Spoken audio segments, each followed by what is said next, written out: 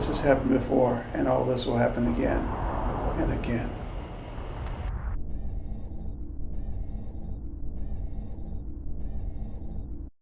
The next trick we need to pull out of a hat is fuel. I assumed you wanted the busiest target within the jump range. We had several good choices. This one has a Tylium refinery. We have recon photos and can do a combat jump in 10 minutes. You are who? Lieutenant Junior Grade Sharon Echerin. Major Jacobs was exposed to the sunspot. He's in isolation, sir. Are you related to the famous First War Admiral? Great-granddaughter, sir.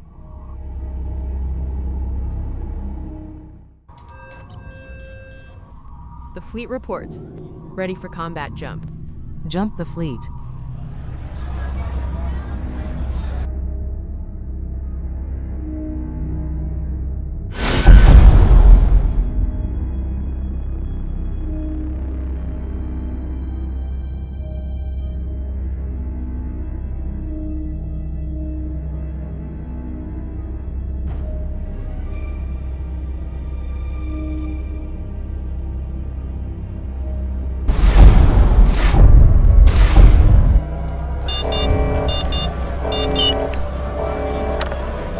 Contact, sir. We jumped in right on top of them, sir. Complete the combat launch. Helm crash turn to port, as per the battle plan. Make sure the Solaria is on the wireless.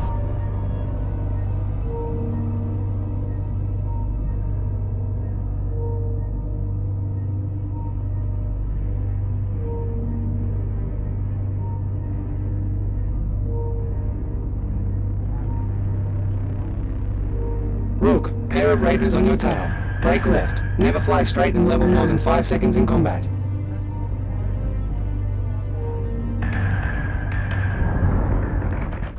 Possible nuke. Target off the port bow. Trying for a collision course. Weapons free. Forward batteries to salvo mode.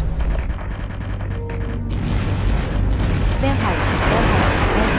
300 inbound vampires heading toward the Mercury.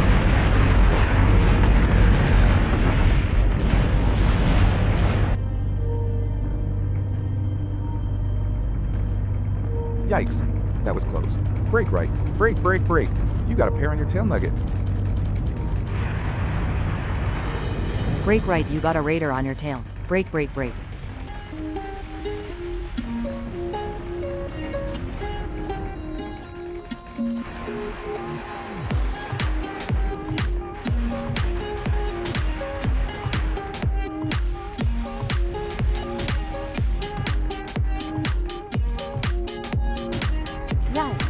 That was close. Brake right. Brake, brake, brake.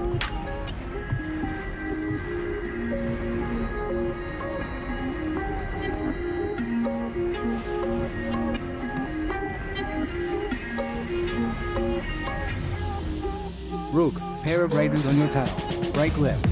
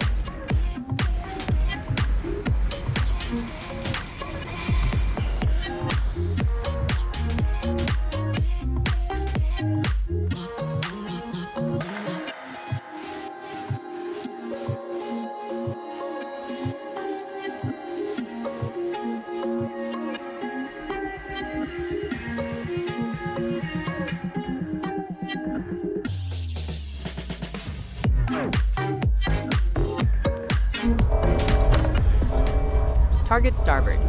Revenant gunship. Fleet hard right, starboard. Salvo mode for the pod-mounted guns.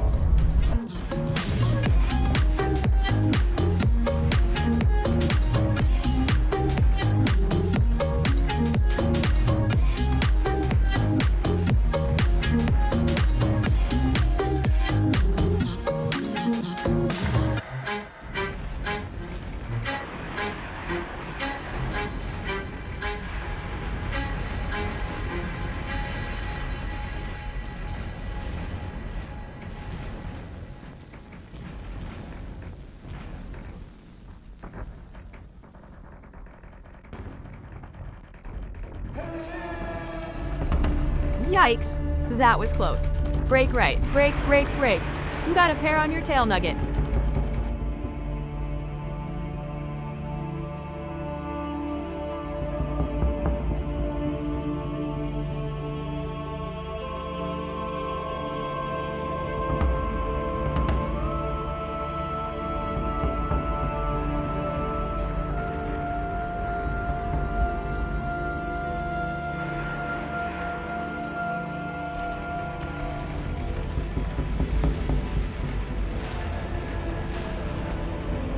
That was close. Brake right.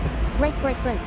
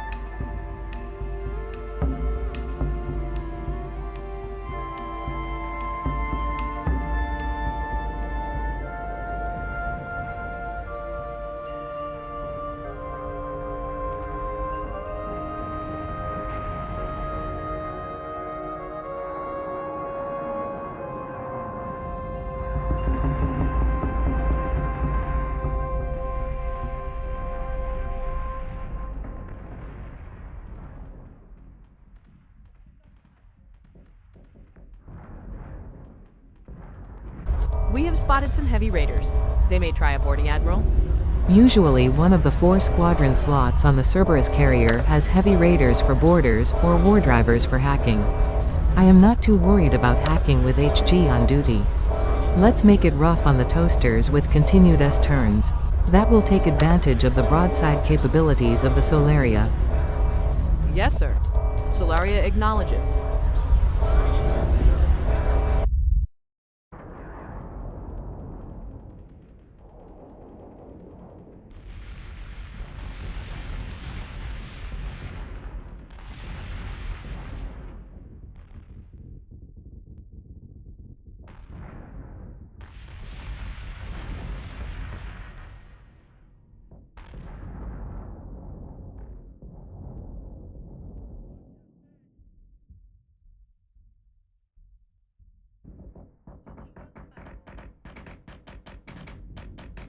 Another signal on the other side of the Cylon jamming. 90% certainty of a Defender-class ship. About 60% certainty on a Celestra-class supply vessel. If they call us on the wireless, we need to be very careful. After 4 decades of separation, that could represent classic First War psychological warfare. Admiral, we can sort that out after the battle.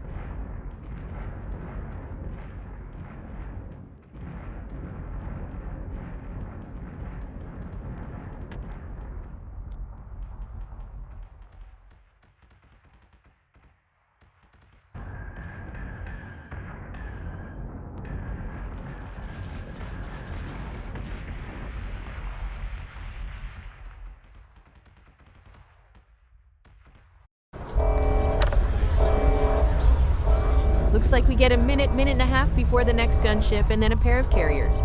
Jamming is substantially reduced, Admiral. Computers have definitely confirmed a colonial signal near the refinery. Keep those thoughts in a box, Lieutenant Archerin. That is exactly how they would take us off our game, by giving us the first sign of life from New Helios. Yes, Admiral, right before they spring their trap. Understood. Boxing my hopes.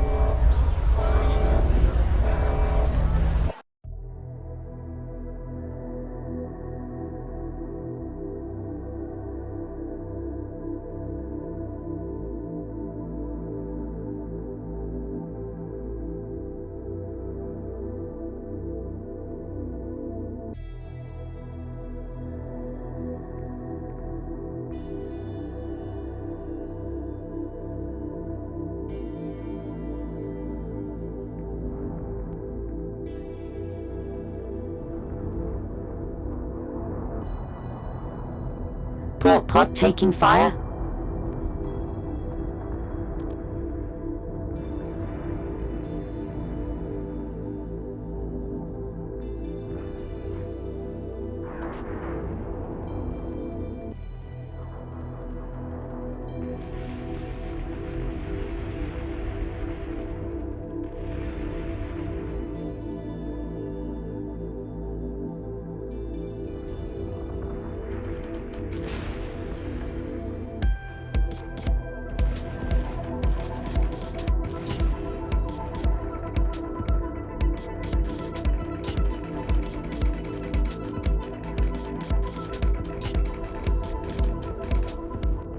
Rook, pair of raiders on your tail. Break.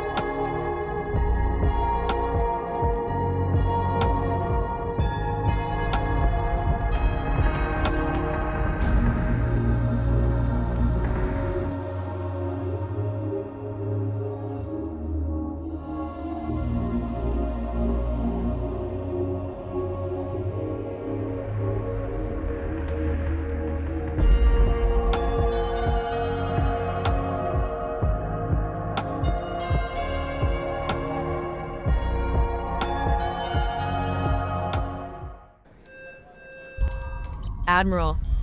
Captain James Scott is on the wireless. He has passed recognition tests. He was a Viper pilot on the Athena before the Lost Years. I recognize him. He was a younger cousin.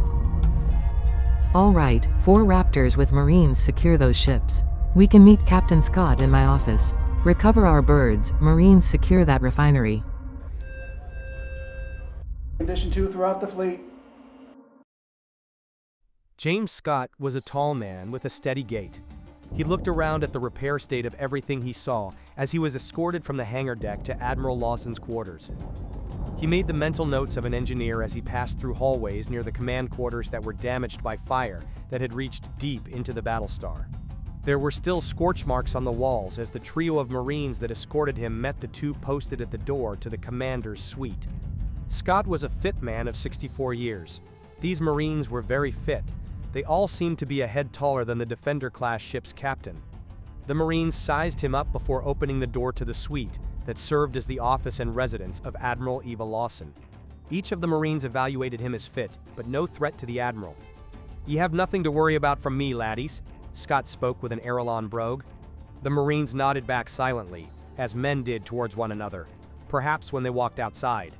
James Scott stood straighter when Admiral Lawson, in a perfectly pressed uniform, greeted him at the doorway.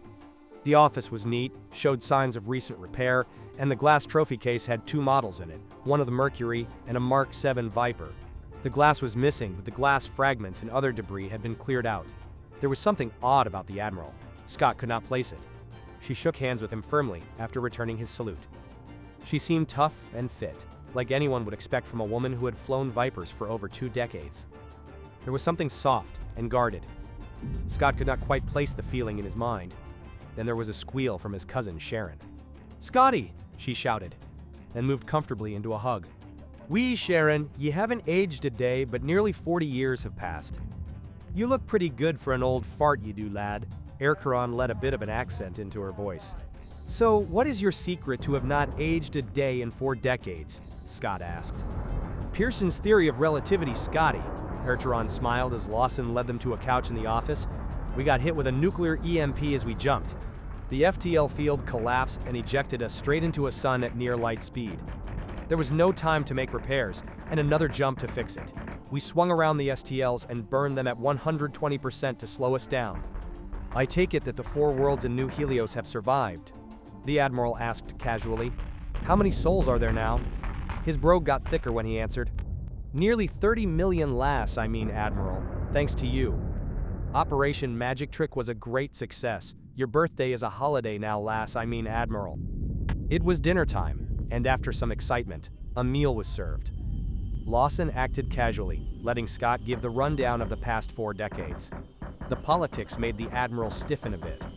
Finding out that Corey Brooks was alive but out of office tugged her 2 ways. On the one hand, she and Brooks had often crossed swords, as it can be described. Yet the thought of reporting to a colonial president who had last been a teenager when Lawson had seen the child was what was for her a month ago. There will be a couple of issues, of course. Vice Admiral Evans recently retired. Scott spoke casually as if discussing the weather. Then he took notice of Admiral Lawson's rank insignia. "You're still a Rear Admiral, sir. I imagine the politicians are going to have to make you a 5-star admiral to be head of the fleet." Admiral Eva Lawson had not even thought about how the military would grow during her decades of absence. She had been forced to get her ideas and plans approved by Corey Brooks, because that was what a military officer had to do. She had encouraged her officers to be frank with her and challenge her intellectually. Being anything but the top of the chain of command was a completely foreign concept to her. When the subject of the Cylons came up, it was confusing. "I have no access to intelligence, but as far as the president puts it, we've heard very little from the Cylons in decades. We were sent out lightly armed as far as I know, because there has been very little contact with them. We are a long way from New Helios. Is there a network up that we can use to get a message there?" Lawson poured the man a second glass of whiskey. "Aye, that would be us. We travel on a circuit for a couple of months. We visit drop boxes for data packets from other locations. We tried to build a network after it disappeared, but it was not very successful. I wish we could take this refinery with us," Lawson lamented. "It seems we are 300,000 light years from New Helios. It would be nice to not get shot at when we arrive." "Oh, we can take the refinery with us, lass. We've developed 7 upgrades to the Cylon FTL gear we were using 40 years ago. That refinery is a wee bit out of the way, but in order to complete our mission and bring home the 3 Battlestars, we were always going to need to fill up on fuel. Lawson leaned back, a glass of whiskey in her hand that she never put to her lips. Well then, Captain Scott, let's get this station set up with FTL gear, top off our tanks, and leave this rest area. Aye, Admiral, that we shall.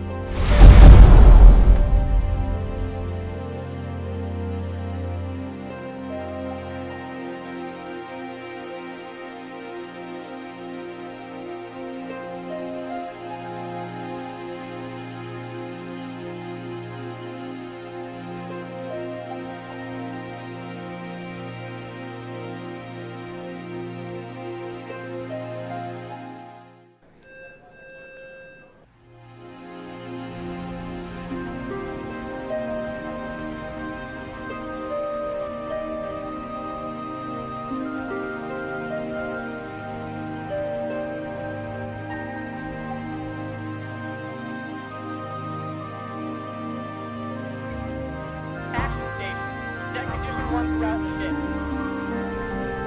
Western Southwest RCS-3 has been good.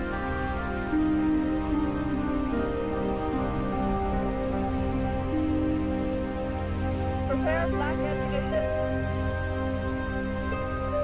Fire controls warmed up and preparing salute. Bring from the first nugget. Just so far.